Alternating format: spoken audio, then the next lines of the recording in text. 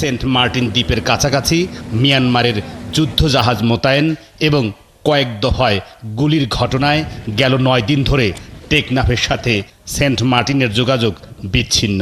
সেখানে দেখা দিয়েছে খাদ্য সংকট। মিয়ানমারের মতো দেশের এমন অবৈধ পদক্ষেপকে দেশের স্বাধীনতা সার্বভৌমত্বের জন্য হুমকি হিসেবে দেখছেন বিএনপির মহাসচিব। বললেন, আওয়ামী লীগ সরকার তারপরও নতজানু আচরণ করছে। মিয়ানমারের মতো একটা দেশকেও কিছু বলা যাবে না।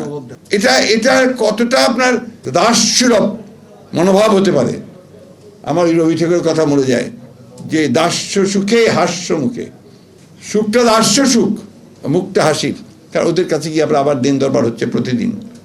সীমান্তে লোক মেরে দিচ্ছে, একটা কথা বলে না, পানি দেয় না, একটা কথা বলে না। আর এই সেন্ট মার্টিনে এখন খাদ্য সংকট দেখা দিয়েছে, অথচ এই নিয়ে সরকারের কোনো মাথা ব্যথা নেই।